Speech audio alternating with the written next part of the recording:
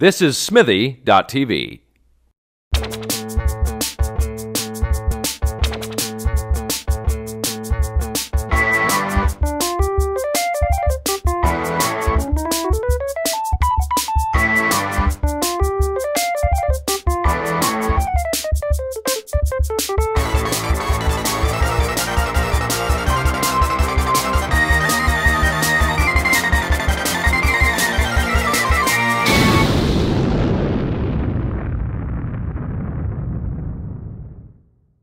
Boy, that was a good theme song again. That was wasn't amazing. It? I love that. It gets me so psyched up. Our guest today is Mr. Daniel Kash. Hi, Daniel. Hello, Daniel. Hi. This is Ryan Goldhar. This is James Scott. We're kind of. If you've already listened to us enough, you might even know who we are. There's no celebrity culture in English Canada, is there? Daniel, you are a working Canadian actor. What have you been working on recently? And then we'll work our way back. Isn't that a horrifying phrase, actually? Working Canadian. Working actor, actually. Just saying that thing. As opposed to being just an actor. You have to actually put the word working in front of it. What's the question? What's it like? What's it like? It's lonely here in the working world. I don't know. What's the most recent thing that you've been I've been doing a couple of American shows called... I got really lucky in the fall and I did a couple of pilots. One called Alphas, which is a sci-fi series, and one for Lifetime called Against the Wall. Did those get picked up? And they both got picked up, and I'm on both. So I'm a regular on Against the Wall, which is a cop show, and it's about internal affairs, and I'm the internal affairs boss. And are you on every episode? Tree Williams and Kathy Baker are in that. And some other people that, well, they're not really names yet, but they've been around. And then this sci-fi thing called Alphas, which is kind of cool. Yeah. And I'm an Iranian father of one of the girls. It started out Jewish in the pilot, and then they went, "You need to be Iranian." So I said, "I could be Iranian, sure." I was given credit for making. Do they brown you up at all? You don't need to. No, it's just I brown Middle Eastern. Oh, you brown up your accent. But I don't think they're brown in Iran. They look just like us. Do they? Yes. Actually, there are some interesting things about the accent, which is like when you say an S with a consonant after it, like space, you go S space, just like Mexican. Yeah. That's a nice little tidbit for everyone who needs to do an Iranian accent. S-space. S-space. S-space. That's fantastic. But I can tell you, I made the decision recently because I'm getting older and everything, to not have any vanity in my going out for work and so on, and trying to be whatever I am in my age now, hair, whatever, and it's really done well for me because, like, the Iranian father, and also I did this thing with Kevin Spacey called Casino Jack, which actually went quite well. It was like a Greek character. I pulled the hair back, and I went for the age as opposed to trying to be something I'm not. And people are very receptive to it, you know? And I know that you're now one of the most shirtless actors in Toronto now. You think? Yeah. Well, yeah. Actually, Danny, what I can't remember his last name. George Walker's co-writer and producer said, "We're trying to work it out so you don't take your shirt off, like because you want to so badly." And I don't really want to, except that I actually like being out of shape and taking my shirt off on purpose. Come on, this is what it is. I take it. You like it? You want to see more? I have no problem with it. That's the lack of vanity you're talking about. That's fantastic. Yeah. Our guest last week was Daniel Fathers, who was in not only Camp Rock 2 with you, but apparently a limousine with you, waiting to go to the premiere at Lincoln Center. Yeah. And he said that he had to go pee really badly, and he couldn't make it into your... in fact, we're going to show the clip right now. See, so you heard the story there. He had to sneak out of the limo and use the Metropolitan Opera House backstage washroom. Yes, that's true. Is that true? Is that a true That's story? I true. want to make sure that he wasn't just telling That's true, tales. that's For true, that's you were in the limo. You can corroborate. Very this. interesting, true story. Yeah, very interesting. No, can you believe that they actually sent us down to New York for the opening of Camp Rock 2? That's amazing. It was unbelievable, and the red carpet was like they had 60 different networks and stuff interviewing us. It was amazing. Wow. It was absolutely incredible. The All for the Jonas Brothers. I went in there though being like the reason I got that job. It's a slightly sort of non-vanity thing too. Is I've always loved Gene Simmons. I hate their music. I don't care about Kiss, right? But that guy freaks me out because he's just an old Jew who found his place. Has found his version of the schmutta business. Yeah. It happens to be rock and roll, and he made a very wise choice to paint. The band made a very wise choice to paint their ugly faces. Yeah. right. Yeah. So that they could also grow older, and no one cares. and substitute in other people to play. Yeah, I guess. Play those. And so it's brilliant. those roles, It's yeah. actually brilliant business, isn't Yeah. it? And so I went in, because I love his shameless capitalism, actually. You know what I Absolutely. mean? And so I went in, I had a pair of dollar store glasses. I often think, everybody out there, it's a piece of wardrobe sometimes that really makes things happen. It's happened to me a few times. You get the right thing, you get the part. Right. And in this case, it was a pair of dollar store glasses, which had a strange-ish, almost squarish shape, but they were sunglasses, and I just wore them like I don't know. I thought somehow this makes me more rock and roll, and they loved the glasses. They used the glasses. They put real lenses in them, and there were real feature in this thing. I once did a thing called Gospel of John, and I was Peter. Peter the Apostle. Yeah, it was a like a verbatim translation. and of Is that the one they book. shot in Spain? Yeah. And the Jesus is Desmond on Lost. Mm-hmm. And he actually got lost because he was Jesus. He sent a tape as Jesus, and he got lost. Which is, lucky for him. Anyway, you played him, the Son of God. I guess, you probably you probably get some reward for it. He did. Anyway, so I bought Either this. that or every lead I on said, I need a Pax shirt. Network. I'm in the audition, I was supposedly meeting God. Saying, what's it like to meet God? If you really believe, And so I said, I need a shirt. I don't know. I need something special. So I went to the Bay and I got this long purple thing that covered my working class hands, even though Peter probably has working class hands. And it was the shirt that got me the part. I just stood there like, and it was a great audition actually. And then I also did a Jackie Chan movie called Tuxedo.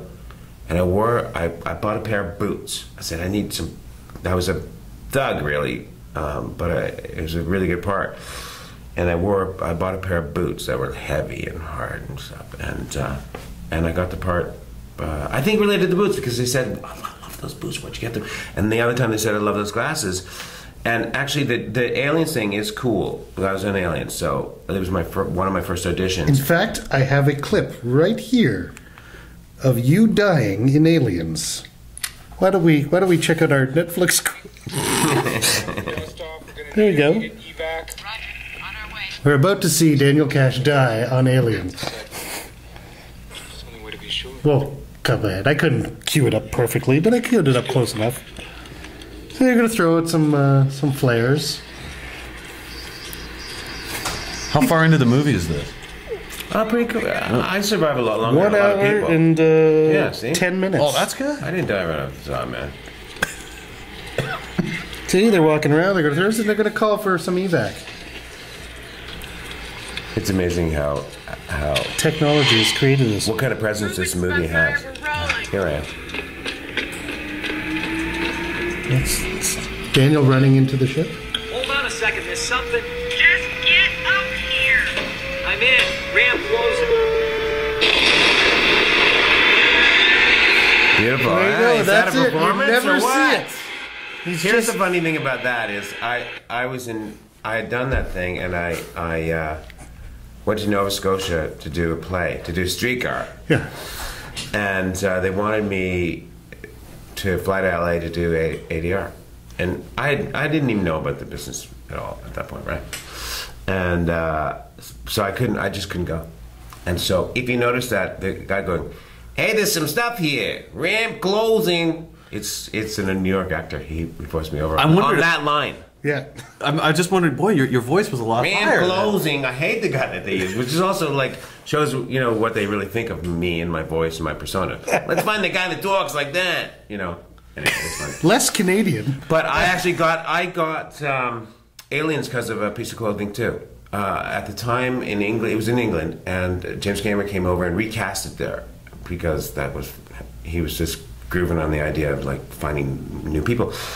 And it was very space agey kind of clothing that was going on in England at that time. So I had this weird coat that was like crisscrossy, space agey. And he really liked it. He said, I'll give you the part later. I did 3 auditions for Hudson, actually, for Bill Paxton's part. And I finally got this part. And I also had a broken leg playing football with Mike Myers in Hyde Park. I broke my leg. So I came in on crutches and this spacey suit. And I also told them that they wrote it for a black man. I said, this is wrong. You need to rewrite this thing. Oh, here's the deal, okay? I walked in, it's my first audition. I'd just been doing Claudius and Hamlet with Colin Firth at school, okay? Because he went to my school and he's a good pal. He was your roommate, wasn't he? He was my roommate, and so he was Hamlet. And I was very much in drama school headspace, so I didn't give a crap about, sci-fi, silly sci-fi. So I walk in with this broken leg on crutches, and there's these young people there, sort of PAs doing the audition, and I go, listen, you've written it for a black man, you need to change it, I'll give it a whirl, but who cares, there's something wrong with the script. I did my audition, I walk out, and then I got a couple more auditions, and then I was told that the people that I was pushing around was James Cameron and Gail Ann Hurd, both of whom, basically run Hollywood, sort of. And so I think it's funny. But he said, I'll give you the part if you give me the coat. So I gave him the coat. We'll be right back. Clothing makes the man. The Daniel Kash story. It's true, though. It's true. In today's world, people are busy and impatient. We are on information overload. Every minute counts. People want to know what you can do for them. They won't spend time reading or searching, but they will watch a video. If it clearly explains who you are and what you do and tells them what they want to hear, they will reach out to you. You have seconds to get people's attention. You want a video that is engaging and makes the viewer feel as though it is speaking directly to their needs. Add to your sales team a short video and let it do the heavy selling for you. Or add to your social media or wherever your audience is spending their time. Videos can pay back your investment 10 times over. So now that you've heard our message, let's talk about yours. Let's bring your image to life. And we're back. That's my line. We are back. Daniel, you were talking about you were in England. So how did you get into this business? You went to theater school in England, or did you go to theater school in Canada before that? What's your story? First of all, the reason I'm an actor is because I went to New York and saw Jesus Christ Superstar and Equus when I was 12. And I also saw Peter Brook's Midsummer Night's Dream. But it was really Equus, probably, the original. Who was doing Equus? Peter Firth, no relation. Okay. Peter Firth. I met later on Total Recall. Here, doing a bit part. It's crazy. He was doing a bit. Anyways, no, I was going to be an opera singer. And why was that? I'm a frustrated singer now. My mother's Maureen Forrester. She's a well-known Canadian singer. But that's not really the reason. I was always in international choirs and stuff when I was a kid in Philadelphia. We traveled the world on these things. So I was always a singer, and then I was never going to admit that I wanted to do all this, but I finally jumped into it, and I was going to be a singer. Well, I was fighting between the two. Are you a baritone? No, I was a Broadway baritone, or possibly held in tenor. Held in tenor? Only because, well, I can tell you that I was with my mother in Paris. She was singing Cendrillon's Cinderella, and Louis Killico, a Canadian baritone, was with her. And I knew he was upstairs. And this is when I was really fighting between being an actor or a singer. And so I was in a bathtub in the apartment below him, and I decided to sing Billy's soliloquy from Carousel as hard and high as I could. And then a few weeks later, he said to my mother, I want Daniel to travel the world with me. He's definitely held in tenor, and he has a special quality, blah, blah, blah, blah. But I had to make the choice between, I'll tell you what the choice was. The choice was between opera and big choices in drama. I love you, I hate you, you know, kill me. To the other choice, which is the detailed moment between all the infinitesimal moments between humanity that are intriguing as well, that we have on film and stuff. And I made the choice for the little one. But I am a frustrated singer. Anyway, I went to Banff. I started out at the Banff School of Fine Arts summer program. Yeah. I did that for a couple of summers, musical theater. And many people that now, you know, survived the years were there originally, like Cynthia Dale and people like that. And it was really fun, and that's what I really wanted to do. But then I tried for Juilliard. You know, I did the rounds for schools, Juilliard, and then all the schools in England. And I didn't get it. I really wanted to go to Juilliard a lot, and then I didn't get in there. And on my way over to England, I was really mad at Juilliard, okay? And I didn't care about, like, the building and, like, the whole thing, and who cares? It was Michael Langham was running. So I drank 6 double scotches, burst into the building, burst into his office, and said, well, Christ, didn't you put me in your school? And said, you always have next year. But I hated him at that point. But I like those actual moments, those early moments of you know, arrogance or, you know. And I was 15 at the time. No, no, but you know, I think I meet young actors, and I search for certain, you know, passion, enthusiasm, and all that. But you need a little bit of chutzpah to pull it through, man, to get your feet on deck. Yeah. And make mistakes too, and stuff. My first job ever was before the James Cameron thing. My actual first audition was for Trevor Nunn and Edward Lloyd Webber for Starlight Express. For them. That's their roller skate musical. I heard that it was on, and I went, "Oh my god, it's perfect." So I went to roller discos at night, and it was roller blades. Like, I mean, not roller blades, roller skates. Roller skates, right? yeah. But good, high quality ones. And I said, "I'm gonna get this," and I wasn't allowed to audition for anything while we were at school. I wasn't doing it anyway. And so I auditioned for those guys, and they said, hold on, I can do it. I just sang a couple songs, and I put some chairs in the middle, and I said, what's this? And I jumped over a bunch of chairs and smashed into the chairs on the other side of the room. And I said, no, I can do it. And then I did it this way and smashed into this side. And they gave me it. And then I had the problem of going, do I quit school? What am I going to do? And it was the workshop, actually, and it was very interesting because it was Andrew Lloyd Webber on a stage in the middle of the West End. It was like a high school stage, though, stealing from operas, while Trevor Nunn was pretending that this was a great piece of work. Tracy Ullman was in it, and people like that were in it. It was amazing. And I said to him, I only have one problem. I don't have a work permit. So first I said, you needed 30 weeks on an equity card to work there in the West End at the time. I said, I don't have an equity card. And he went, oh, God. And then, they said, I also don't have a work permit. He said, and then we were all supposed to be in the show, and I ended up not being in the show. And I wrote him a 3-page typewritten letter telling him exactly what he had done to my life from the moment he had told me that I was going to be on the show. And he wrote me back, and very remiss in not responding earlier to a very long underlined letter.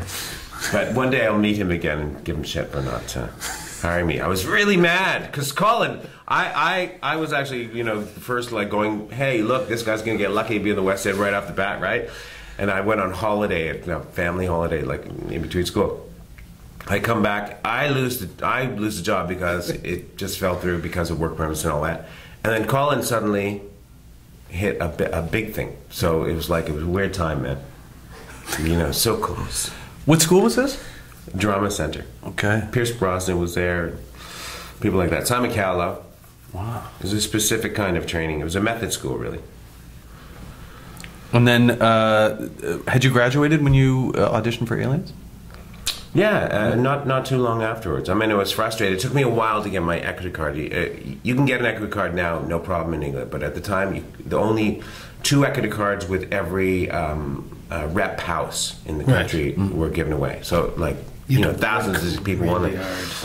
So I was desperate to get it, and there was another way to get it, which was called Variety. So, like you could do like singing or dancing or whatever. And I heard that a dance troupe in a place called the Leicester Phoenix Theatre was looking for a male member. So I actually did. This is chutzpah, man. It's incredible because I was hitting the walls going, I have to be in. I don't care what it is, right? So I bought a spandex thing, full spandex thing, and I did a 5-minute solo for that dance troupe. I know I did this a lot. Worked on those jazz hands. And they were holding themselves back from laughing. In fact, you inspired the dance in Flashdance, I hear. No, I just... Yeah. But, you know, I didn't get it, right? And they laughed at me or whatever. But I got in. They gave me a job in the company just after that because they were doing the world premiere of The Hobbit. And I was the same size as Beyond the Bear. So my first job was actually walking across the stage going, while the actor was getting changed quickly. Right? That is great. I know, and I also was I was a spider, a goblin. I gave tea to 50 English kids, and I carried this midget around quite a bit, Malcolm, who was Bilbo, and he was going, "Don't put a bloody ring on, Dan. You know you might disappear." Hey, Daniel. You know, he was always whispering to me. So I finally got the card, man. It was in Leicester, England. That's fantastic. Great. How long were you in England for? 8 years. 8 years. Like you went there to go to school and then you stayed? Yeah, because there was work there, and also ended up with a girl, and we lived together for a while. So nice. sort of that. But also there was opportunity there that I just went. I got to try to get. Well, they hold of this. need Americans for their. Yeah, and when you're part of the group of Americans that goes out for everything, you know, you can get some cool things like aliens. Like at the time, I wouldn't have got aliens here. I don't imagine. No, it would have been hard anyway. Sorry, I have a cold. So does Ryan. I'm between two colds. Let's take a break. We'll talk about aliens when we come back. In today's world, people are busy and impatient. We are on information overload. Every minute counts. People want to know what you can do for them. They won't spend time reading or searching, but they will watch a video. If it clearly explains who you are and what you do and tells them what they want to hear, they will reach out to you. You have seconds to get people's attention. You want a video that is engaging and makes the viewer feel as though it is speaking directly to their needs. Add to your sales team a short video and let it do the heavy selling for you. Or add to your social media or wherever your audience is spending their time. Videos can pay back your investment 10 times over. So now that you've heard our message, let's talk about yours. Let's bring your image to life. Let's talk about aliens. We're back. So you talked about the audition process. What was it like being on the set of a huge American production made in England? Well, as I say, you know, I was very much into. I thought I'd be a classical actor, so I was thinking about, you know, great text and stuff. I actually wrote my agent saying, "I'm not sure I want to be part of this low level thing." I did. He laughs about that now. Anyway, it was incredible, really. You walk into the set, and James Cameron was amazing in some ways. Not on set dealing with the actors in the scene, but he loved design. So he was like running around showing us all the stuff, and you know, in this massive, beautiful land that he created, right? And sorry, I'm going to cough again. we're going to keep that. We're not going to cut it. That's too bad. It's real life. So that was great. His enthusiasm was amazing, right?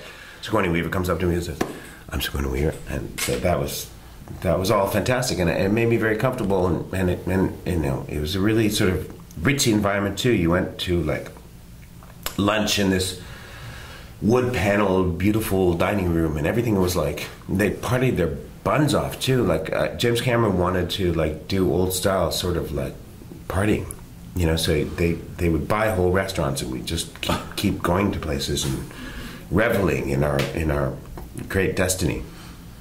You know, so I was tainted by that, man. I was living in a broken down house, you know, like it was called a self-help house because it was almost falling over. And we got it for very cheap. And I was picked up by a limo, you know, for the first time and driven to this amazing environment, this historic environment, you know. And I went, yeah, I want to be a part of this. And it's very hard to match that first one, actually, because it was like sci-fi wise, it was like as high as you can go. How long was the shoot? I think it only cost $16 million. Oh, yeah? It was, I mean, these numbers are warped because it was 1985. I don't know what that $16 million means, but I think that's what it costs. I still don't think it would cost. Like, even if you put $300 million into a modern day film, you could still make that movie for probably $30 to $40 million in today's budget. Well, let me tell you a couple of things which are fantastic. It was very theatrical and it really shocked me. When we woke up in hypersleep, all the Marines, they needed double the amount of pods. Chambers, yeah. And also, I drove the thing that she fought the alien with at the end. Right. Right? So they put a mirror up to double the pods. A mirror. It's just so perfect. It's so nothing, right? They needed in the dock. They were worried because they really needed another one of these things, right? And this one, I mean, I wore a headpiece. This is why it's worth something. Yeah. I wore a headpiece that this thing was worth 20 grand. Actually, this gold piece was worth. Really? I don't know if that still exists on it, but there was like a real one or something, and it was gold. Something for opticals. Yeah, just to say, I did some research before this. I was talking to Daniel about it. The helmet that you wore in Aliens, is worth between $2,000 and $3,000. By the way, it didn't fit me, and if you ever see me on it, it's like, oh my God. It really hurts, man, because I have a big head. But anyway, so they need another one of these things. So the mirror didn't quite work, and they went, "Wow, how are we going to do this?" So they hung 2 rolled mirrors. And because they needed it wider, and they put a chain in between, and that's just so theatrical, right? Yeah.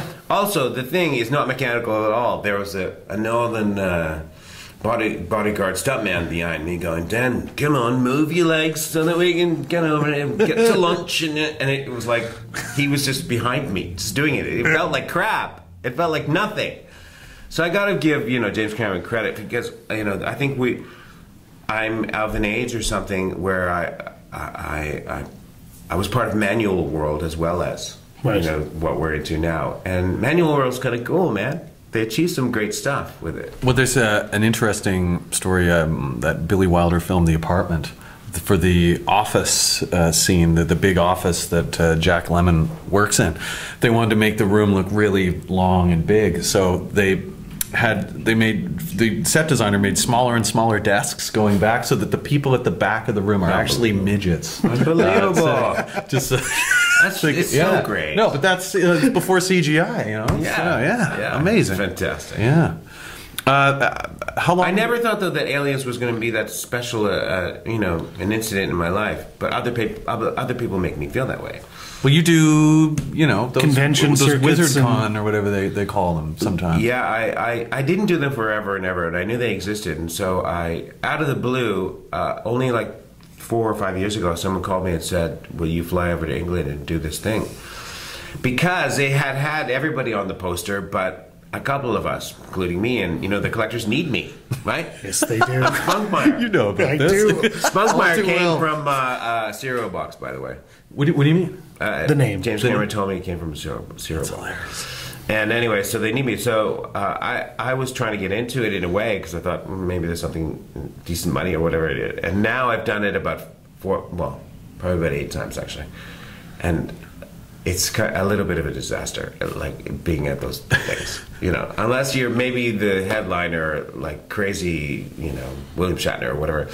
And you're sitting in a It's a desk strange next environment, man. But next to the not even the artist of a comic book, but like the inker. Yeah. I mean, Spunkmeyer has some interest, but he's fading. Right. But you said that there's a big one coming up, or they're trying the anniversary. It's the 25th anniversary, so I'm going back to Leicester, England, where I did The Hobbit.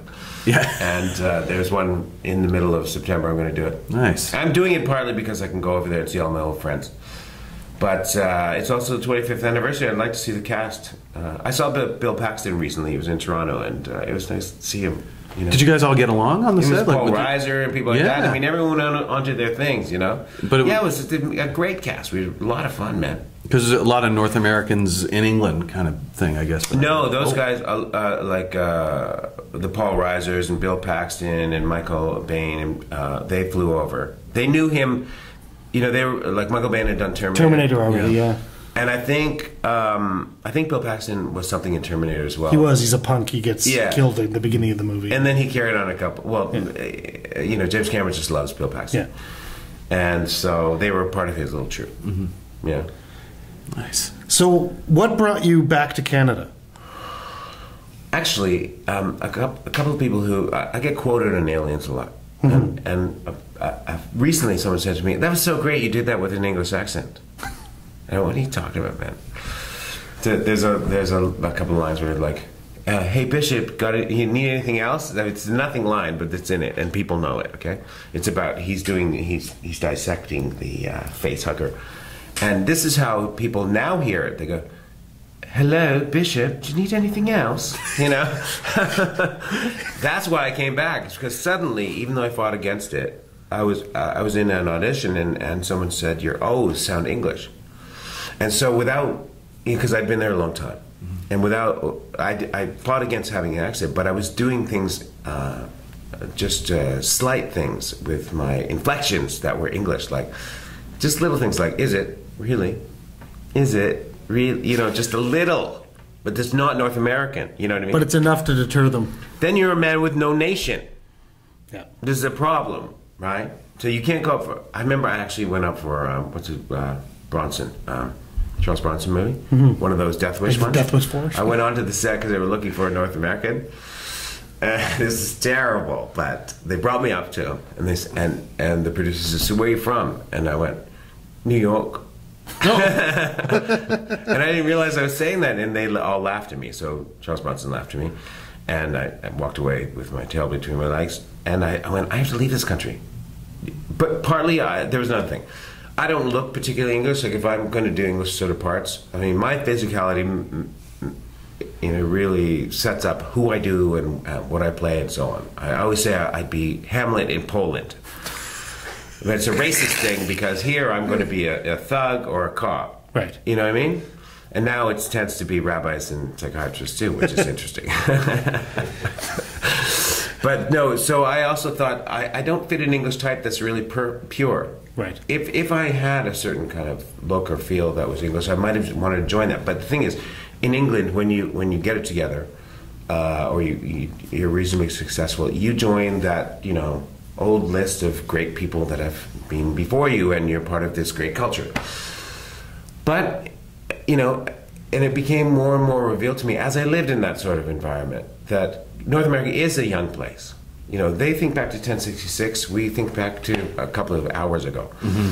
And we are still defining our culture. And so I thought, and because my mother's Maureen Forrester and my sister's married to Pierre Berton's son, the people who cared about this country and were building the tapestry of its culture and actually defining it, I thought, I know it's going to mean I'm going to make less money, man. And it probably won't mean fame, possibly, because it's difficult. But I think it's exciting to be in a place where you're defining the culture. And so that's why I came back. Now I'm yearning to go back to Europe. No, I've been away a long time, and I have a whole bunch of friends there because it was a lifetime, practically. Yeah. And I really, when my kids are older, I wouldn't mind doing another 5-year session. Go there for a bit and soak it in again, because it's totally different. It's an exciting place. I've loved the time I've spent there. I mean, it must be so great to... I never knew that it was that different. Even they speak English, but I never thought that I would feel that it was another planet. And so many of the things are different. And actually, it made me want to stay because it made me think differently. Do you find that the and this is just film and television acting style is kind of different? I kind of notice it when I'm watching stuff from there. I don't know if it's any different. I think, there are certain ways of thinking and attitudes towards culture or a human moment that might be different, which makes your acting different. I can tell you that when they do people with status, like kings and that sort of thing, right, and their attitude towards politicians, so they don't put them on the same sort of pedestal. So they don't watch their P's and Q's with status people as like what we do. They think kings fart and they're idiots. They just got it because it was destined. It was hereditary or whatever. Right. So that really changes their attitude towards how they do a scene with them if they're the servant. Yeah. They're still going, shut up. You know what I mean? Yes. And so that all that was interesting, but also just they have different archetypes and different priorities, and they're not they're not as they're not as, I don't know, they don't care about flashy cars as much there, or they didn't when I was there. And so there was a different attitude towards everything, and it was a little more artistic, a little more poetic, that I think matters, and that's why it reflects itself as doing a scene differently. Yeah, yeah. I think I've lost that way of thinking. I mean, I had to grow into it and find it, and now I've lost a bit. It's part of the reason why I want to go back. Yeah. I want to get back to someone giving me a different attitude. So then you start to understand how you are thinking about things. You know? Yeah. And that was poetry in itself, I think. How that description. And I'm back. We're and we'll be back after this. In today's world, people are busy and impatient. We are on information overload. Every minute counts. People want to know what you can do for them. They won't spend time reading or searching, but they will watch a video. If it clearly explains who you are and what you do and tells them what they want to hear, they will reach out to you. You have seconds to get people's attention. You want a video that is engaging and makes the viewer feel as though it is speaking directly to their needs. Add to your sales team a short video and let it do the heavy selling for you. Or add to your social media or wherever your audience is spending their time. Videos can pay back your investment 10 times over. So now that you've heard our message, let's talk about yours. Let's bring your image to life.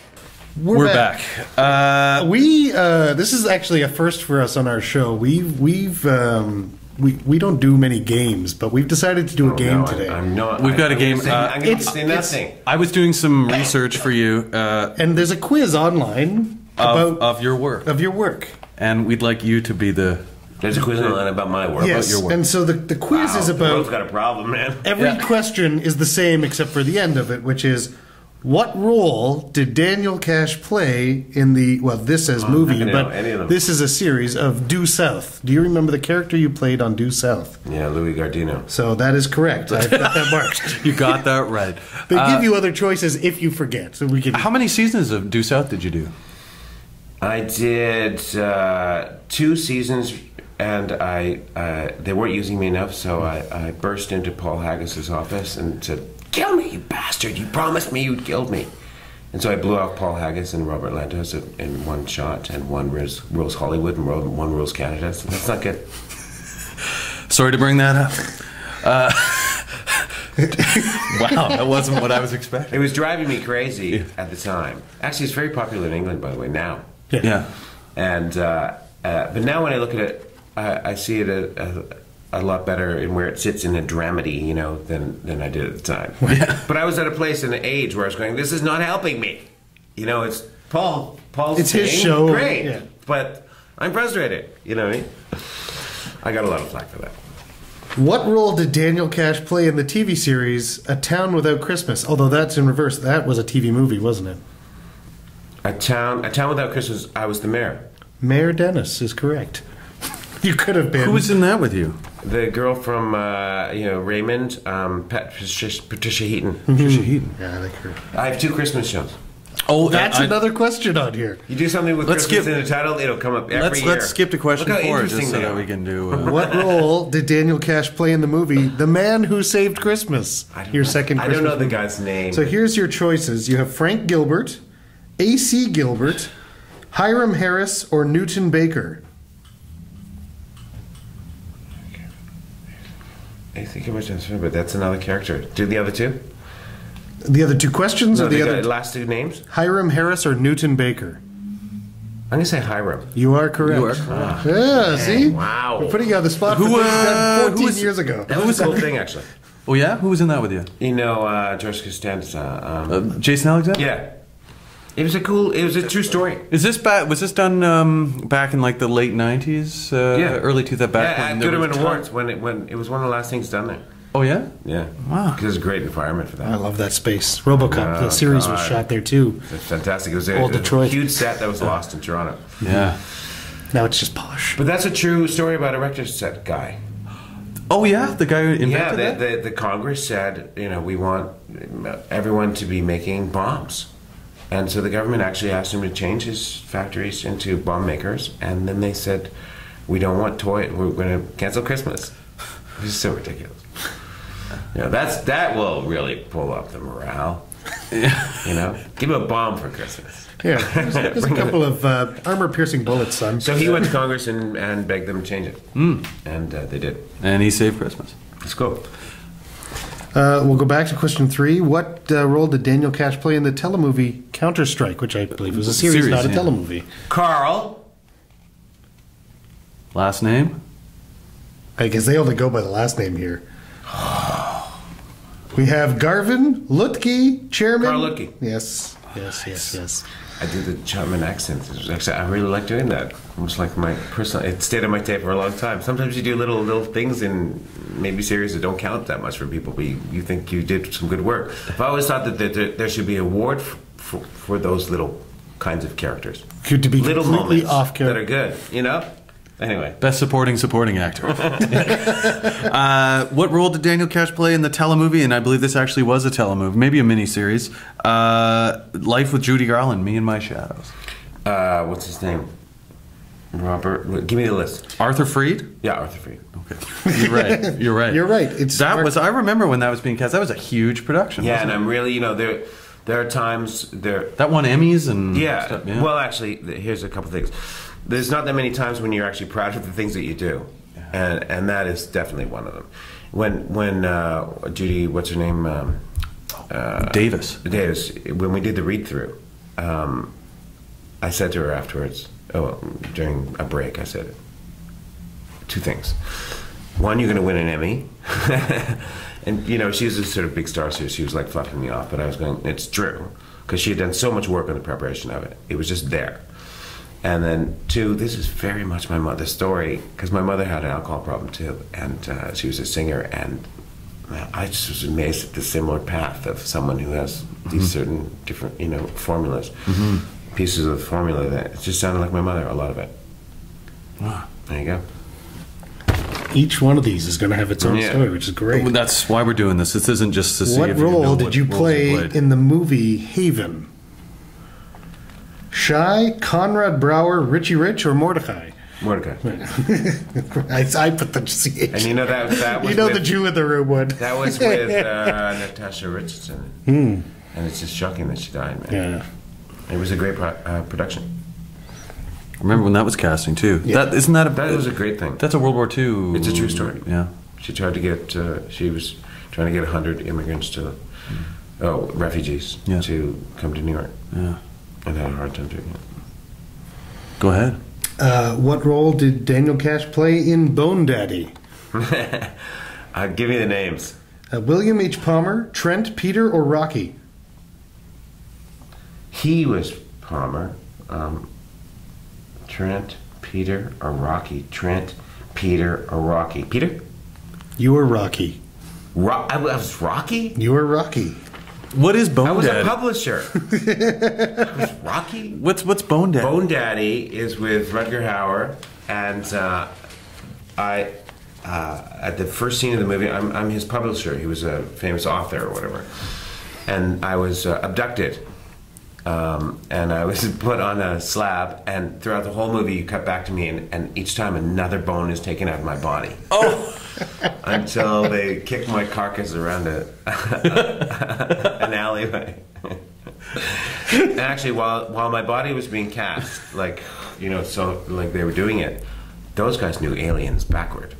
Wow. It's special effects guys that do it backwards, so they were putting rubber on me, going, "I know your lines," they know all the stories. Yeah, like the Stan Winston fans. They know them all. Yeah. We only have 2 more questions because one is a repeat. So, screwed that one. What role did you play in the movie Hurt Penguins? What was their name? You have Jeremy Finch, Pragmatic Virgin. Pragmatic Virgin. Is that what you played? Nick Piccioni or bass player? Nick. Yeah, you were Nick. What's Hurt Penguins? Hurt Penguins is a thing written by Myra Freed. Do you know Myra Freed? I know the name.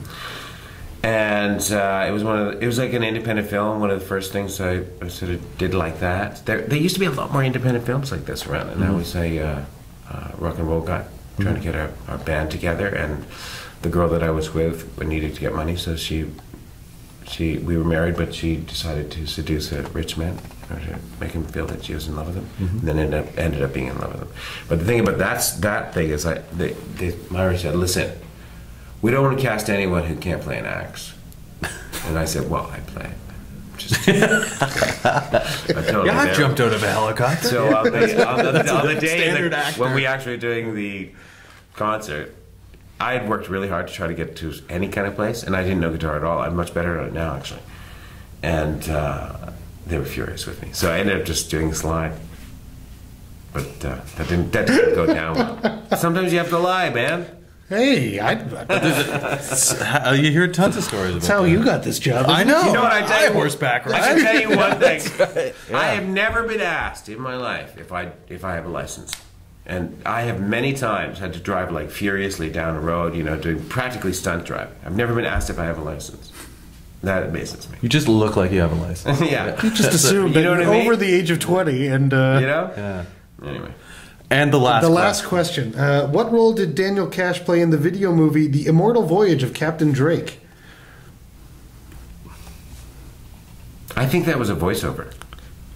This is, in fact, a trick question. It was another Daniel Kash. Oh, there is another Daniel. Yeah. There's another Daniel. His name is really Kaspar. 2. It's true. His name is Kaspar. He changed it recently, like 3 or 4 years ago, and I'm aware of him because there are times when he has a few of my credits, and vice versa. I'm aware of him. We know each other now. Well, we haven't spoken, but through email, through IMDb, really. And I'm going, I can't believe there's another Daniel Kash. It's a nightmare.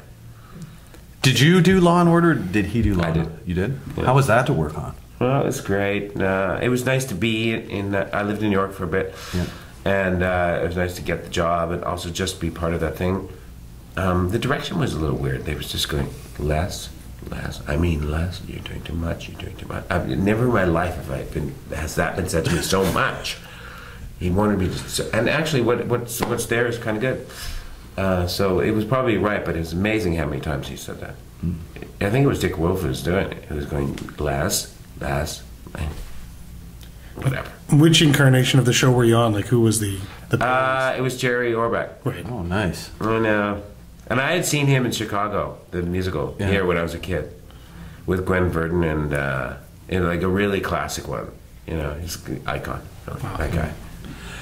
We'll be back in a moment. We'll talk about you as a director. Okay. In today's world, people are busy and impatient. We are on information overload. Every minute counts. People want to know what you can do for them. They won't spend time reading or searching, but they will watch a video. If it clearly explains who you are and what you do and tells them what they want to hear, they will reach out to you. You have seconds to get people's attention. You want a video that is engaging and makes the viewer feel as though it is speaking directly to their needs. Add to your sales team a short video and let it do the heavy selling for you. Or add to your social media or wherever your audience is spending their time. Videos can pay back your investment 10 times over. So now that you've heard our message, let's talk about yours. Let's bring your image to life. We're now going to talk about you as a director. Before you do that, I do want to say one thing. Yeah, please. That it's funny as you go through lists of, that you think things are insignificant, but I remember every one. They're all quite memorable. In fact, you remember in things my that you stupid didn't little do. mind as well. But you know what I mean? Yeah. They count in my little story. But it's what makes your story. They count. It's all part of that journey. 80% of the list doesn't mean a damn thing to the world, right? But every single one, like someone said to me, early on, what's the work that I would be most impressed with? Which role should I see? I said, there's something in everything. I have to have. Do you have a favorite of something that you've done? I love doing a lot of things, but I really love doing the lead in the line. Yeah. This series, George Walker series, The Line. Like I loved playing it. I wish it lasted longer so that it had its feet and sort of how it functioned. But it was really fun to do, man. Yeah. Anyway, I have a lot of favorites. Not really one, but that was great. And what about in theater? Any project that you really enjoy doing? Still, my favorite thing that I've ever done is King Lear in drama school. Really? I don't know why. With Colin Firth. But it's we went to the place, the hill, and spent the night in the hill that apparently was the hill that they went to with a fool. We were both playing King Lear, and we spent the night. And his 6'5" grandfather picked us up in the morning from a distance. We were scared shitless all night, and he picked us up, and it was like Kent coming to save us. And so that is actually probably the best thing I've ever done in my life. So I was so scared of doing it that it worked out like magic. It was amazing, and I definitely want to play King Lear again. Yeah. Do that in your twilight years. I also did Stanley Kowalski in England, and with a guy named Tim Mulvey, and I love doing that role too. You know, it's great writing. It's all about writing, and you need to go. But it's your connection to it too. Huh? It's your connection to it too. Yeah, but you know, the moment you sort of get it, it's like it becomes you. Great writing is pretty. You have the great. physicality to do that too, though. Well, I'm Polish, Irish, Scottish. I want to do Stanley. You know I'm not going to be hamster. So I needed to. I got to do my guys, and King Lear is, you know, he comes from the world of, you know, I'm Polish, Irish, Scottish, which equals potato. You know, it's earth. So I got to do the earthy guys. That's great. That's great. I know you've directed a few shorts. Yeah. How'd that go? Well, the first Great one, interviewing. You know, we came back actually from LA, living in LA, to Canada because my father-in-law died, but also because we thought, I think the way me and my wife think what we should be doing is trying to do our own stuff. You know, that's a hard track to go down anyways, but so the first one, we wanted to see if we could make a movie at all. It's called Germ Girl, and it's about a germaphobe, and there's hardly any dialogue. It's in a restaurant, and she goes into the washroom, and it's like, she calls it, my wife said, she's Jackie Chan in the can. She doesn't touch anything, you know. And then she comes out at the end of it, and her boyfriend is like drinking from her cup, like, and she screams. But it was in the Montreal, so our first effort looked quite good, and it was in the official selection at the Montreal Film Festival before a very serious Japanese great piece of a lifetime achievement kind of work, kind of film, which was ridiculous to have Germ Girl beside it. You know, I always felt bad for the Japanese the pairings director. are not always on par, but the you fact get in. that we got that bar was amazing, that it was recognized like that, and so that was fantastic. And then we said, you know what, we got to make another one that is dialogue. I need to shoot dialogue. I need to, because we've done now almost no dialogue.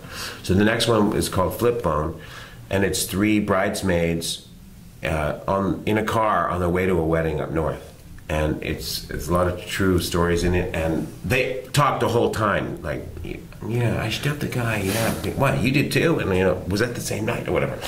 And it's the groom, they all told around.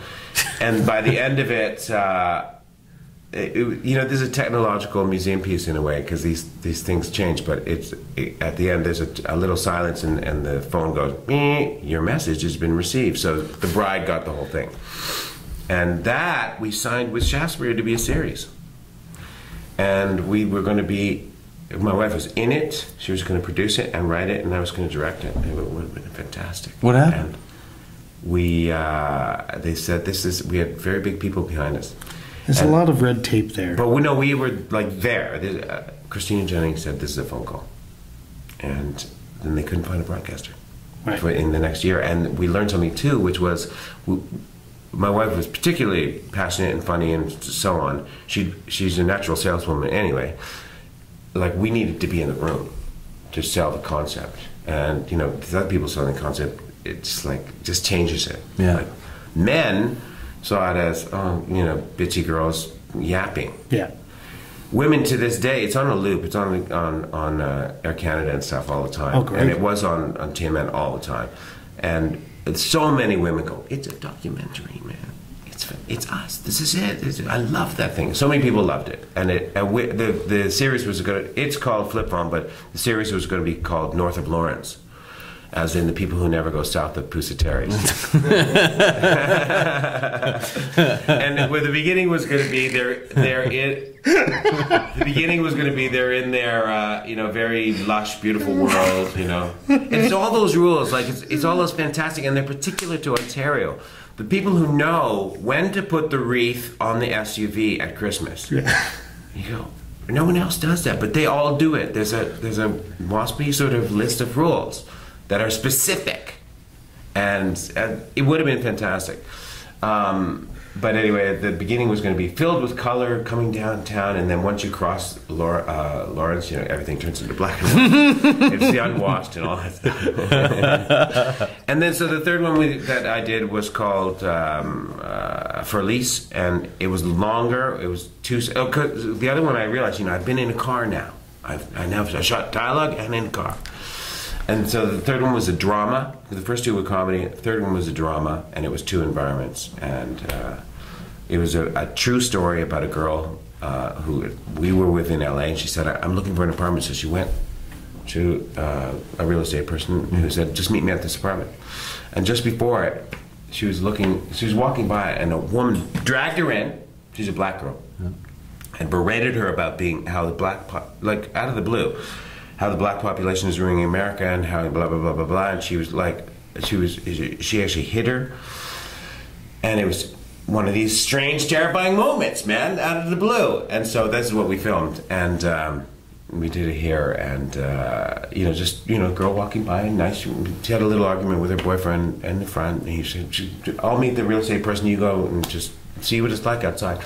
And Catherine Disher did the girl. Wow. Oh, great! And it's really, I love the thing. It's neat. And then, but she escaped just before being abused by the son. And but what I did find actually is that comedies under 6 minutes are much easier to sell than dramas as a whole. Yeah. Even though this is a really interesting comment on America. You know what I mean? Anyway, that's my travels. In film directing, I've directed about 5 plays, and the next step, if I'm writing my mother's story, and I want to make a feature related to it, or it actually, to me, my mother's story feels like a miniseries because it's a musical education as well. So I'm not sure, but anyway, I'm writing it. It's a very interesting story, man, because it's rags to riches. It's an immigrant story, rags to riches, and it's all about a gift. Yeah, but it's partially your father's story too. He was a composer. He was a conductor, violinist. Yeah, he was a child prodigy in Jewish Toronto, born on the kitchen table at University of Dundas. Yeah, and in that Jewish, when they went to Jewish vaudeville, you look at, he was born in 1912. You look at pictures in 1912 Toronto, you can't believe it. His horses, man, it's really pioneer days, man.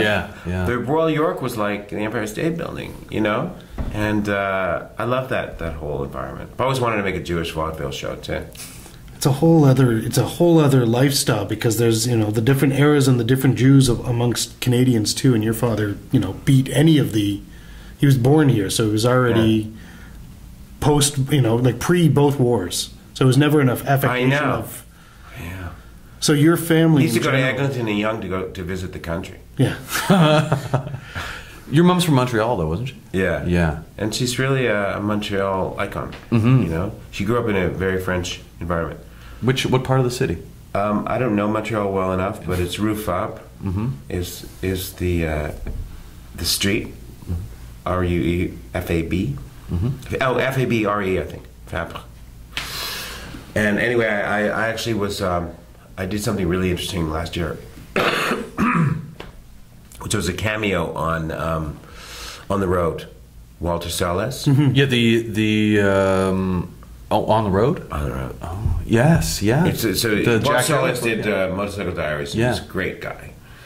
And was that in Montreal? I auditioned on tape. I threw it in, and I forgot about it. And this is interesting about the tape thing, because I went, you know what? I'm not going to get this, so I'm just going to go there, and I'm just going to do whatever I feel like. And I got it, and I got it 3 days later. He said, "Come to Montreal and do it." And when I got there, I said, "So who pulled out?" He said, "No one. I just do exactly what you did on the tape. I love that," which I really appreciate. someone looking at those tapes for real, because you think they go into the nether worlds, right?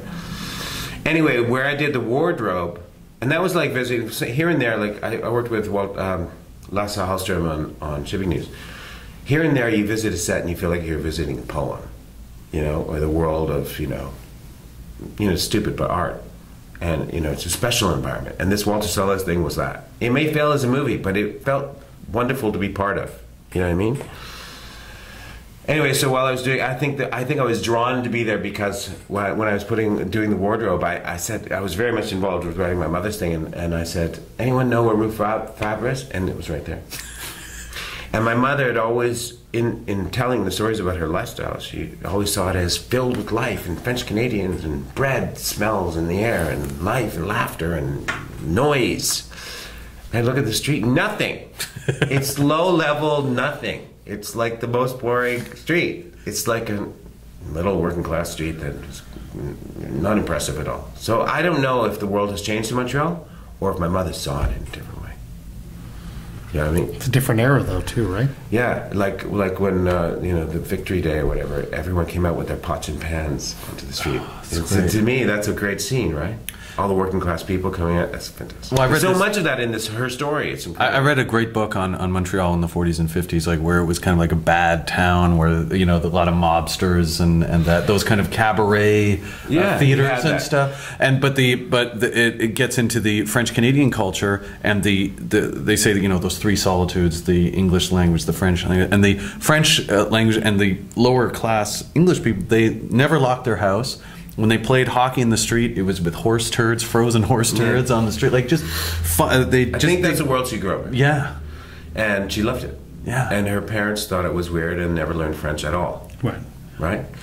And my mother associates the iron staircases, by the way, with poverty. Is that right? Whenever the world loves them. Right. You know what I mean? This wrought iron style. She thinks she just climbs up to that second floor apartment and is like, I'm never going to be in this goddamn apartment when I'm older. She wanted to move downtown, you know? It's so crazy that they would design them that way, because the winters in Montreal were so cold and icy. For sure. There's a lot of times they got stuck on that sucker. Oh my God. And that's why they were for the poor. Yes, that's right. Only they couldn't afford gloves. Yeah, that's right. I'm excited. I really am excited about that project, because I would love to see that world of those writers and artists. And I tell you, I've gotten 3/4 of the script now. I should put some of the dark stuff in after, and then it's done. But then I need to get it to someone. I've talked to a few, you know, really connected people in Montreal. I need to get it to a writer who knows that Montreal, because I can't fabricate it. I need someone, because Montreal is a feature in that life. I mean, she wouldn't be more enforcer without that Montreal. Yeah. And it's the Montreal that was actually really well depicted, I think, in The Rocket.